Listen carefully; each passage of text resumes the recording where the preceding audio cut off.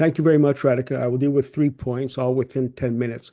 Firstly, there's general consensus amongst those of us who support the Bolivarian Revolution that the May 25 elections was a success. However, why? What are the explanations? Well, I would like to go on the limb and give my take. At the same time, I would love to hear the views, the input of other panelists, especially those who are there not only for the elections, but who live in Venezuela. This is my take. Before leaving for I think it was my sixth or seventh trip to Venezuela, I researched what Chavez had to say about elections. And he pointed out, I think is a very important point, that it is important during the elections that the Bolivarian Revolution, the leadership, in addition to mass concentrations, mass gatherings, also try to deal with the undecided voters, those who may not be Chavistas but have not decided how to vote in, for example, door-to-door work. Now, in my view, this is perhaps what happened. When I was in just the day before the elections in one of the neighborhoods I visited, the 23 de Enero, very, iconic Chavista stronghold. I asked some of the militants there off the record because it's a very, sensitive issue.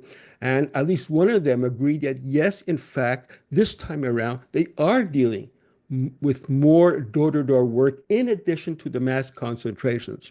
Now, during the evening of the elections, at least one leader of the PSUV mentioned that one of the reasons for the victory was that they are decided to strengthen the normal participatory protagonistic democracy by increasing the door-to-door work to deal with undecided voters. So that's my view. This is perhaps an explanation, but I'd love to hear from those who are on the ground, especially those who live there.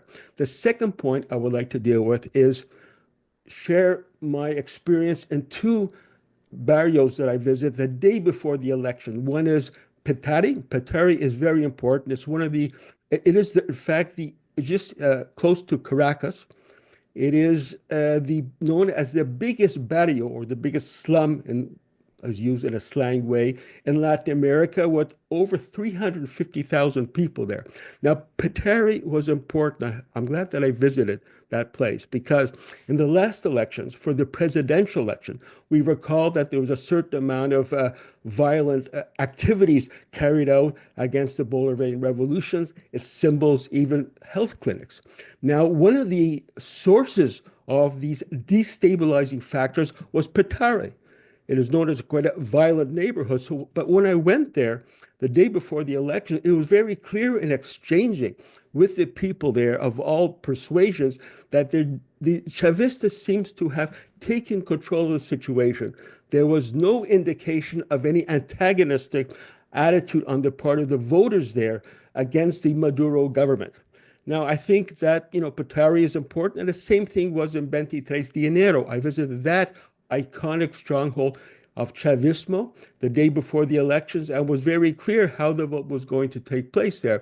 And so I think, any indication that there was fraud or all that, but my on-the-ground contact with the people, speaking to them, was that atmosphere that I saw locally was reflected in the vote. Now, on the issue of the why United States is silent. Well, what I did just before, in preparing for today, I scoured the entire email or the entire Twitter feed of Richard Grenell. We will recall we discussed that in the last webinar that Richard Grenell was Trump's point man to go to Maduro, actually meet him, shake hands with him in order to liberate 6 hostages. Of course, he tweeted about that, the 6 hostages, as a victory. But since then, I scoured his entire Twitter feed. He made no mention at all about the elections that took place on May 25th. In addition, Marco Rubio, who was the Secretary of State, he only mentioned it once in the context of the hostages coming back and remarked that Maduro was an illegitimate government, but nothing at all since then. And the Bureau of Western Hemisphere mentioned the elections on May 25th, but only with regard, their only concern seemed to be the elections in the Essequibo area, which is oil rich. That is all. So while all of these Twitter feeds deals with all of the Trump talking points, whether it's a domestic, immigration, Iran, Palestine, China, whatever, everything is the same except in Venezuela. So why? I'm not too sure why. I guess it is as a result of the Trump's interest in the oil in Venezuela. But I think, for example, Mission Verdad, who has done a lot of work, investigation on the issue of Chevron and oil, perhaps if it's not in his prepared remarks, perhaps in discussion period, they can go into that, the Trump's interest in the oil and how that may affect the moderate stance by not taking a stand against the results of the elections. And those are the 3 points that I want to deal with. I think I dealt with it within the 10 minutes. If it's less than 10 minutes, that's great. We have more time for question and answer period. I'm Michael Hudson.